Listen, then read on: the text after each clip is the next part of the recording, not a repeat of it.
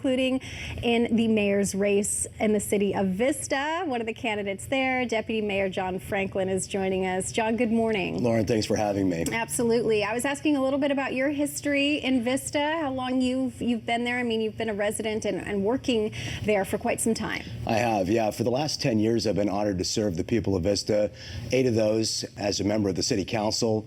My colleagues on the council have elected me 3 times to serve as the Deputy Mayor, which I'm concluding my final year of service as this year.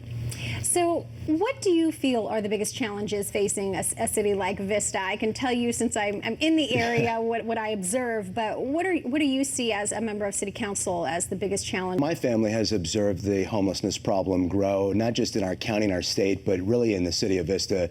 And I'll tell you, 5 years ago, the deputy sheriffs like to take me on ride-alongs, and I love to do those. We used to go out and do gang enforcement operations. And 5 years ago, I said, you know, I'd like to go on a walk-along instead of a ride-along. I want to walk into the encampments with the deputies and our social work team, because I really needed to understand why we're offering shelter to individuals living in encampments and they're refusing it. That was something that I had a hard time as a layperson understanding. Right. If you really want to understand the homelessness problem, you have to get into the encampments and you have to visit with the families of those who are suffering from homelessness. We have a big debate that's raging in California about whether or not it's strictly an affordability crisis, or, as those of us who've spent a lot of time in the encampments and with the family of those suffering, we know it's really about mental illness. And it's not just schizophrenia and severe bipolar. It's also what the American Psychiatric Association calls mental disorder, which is addiction. We need to understand that addiction is a severe mental illness. It physiologically rewires the brain.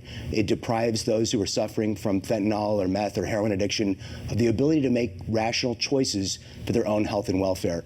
If we want to solve the homelessness problem, we have to elect leaders who are strong enough to say that there are people who are suffering who don't understand that they would benefit from treatment. And we have to bring those folks to treatment. It's the only way. And the families of those who are suffering know this is true.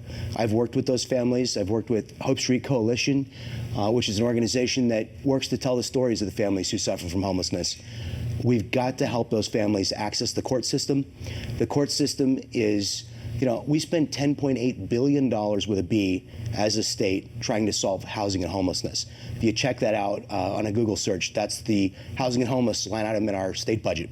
We report 116,000 homeless persons to the federal government in the state of California. That's $95,000 per person. This is not a question of resources.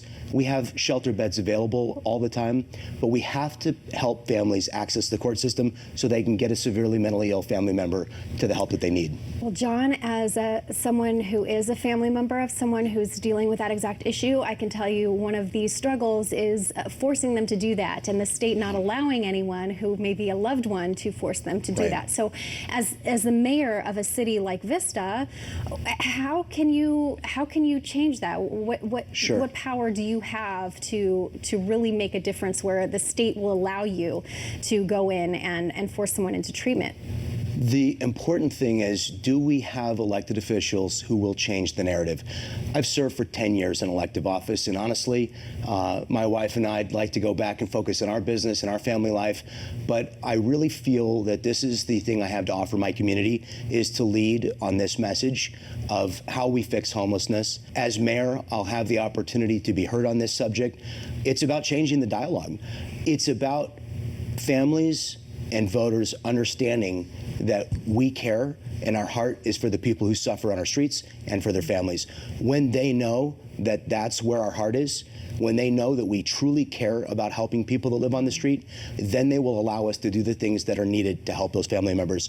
And it truly is accessing the courts. We have spent a lot of money trying to address the problem, but it's not finding its root cause, which is we need to help families like yours access the court system. You know, the Constitution requires a jury trial, a unanimous jury verdict. It requires a lawyer for the defense of the person. It requires a psychiatrist diagnosis and a patient's right advocate. Our state and our Constitution protects the civil rights of every person living on the streets, suffering severe mental illness.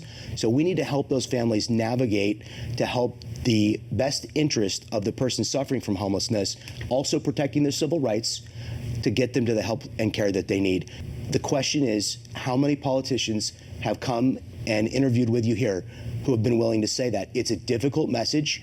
It's a controversial message, but we need to elect people who will change the narrative. I'm going to change that narrative. Well, John, we've allowed homelessness to dominate the conversation, and I know you have other issues, but it is, I would say, safe to say, the #1 concern for people in the city there. But where can people go and find more information about FranklinForMayor.com. Okay, FranklinForMayor.com. John Franklin, thank you so much. Thank you so Appreciate much. the time.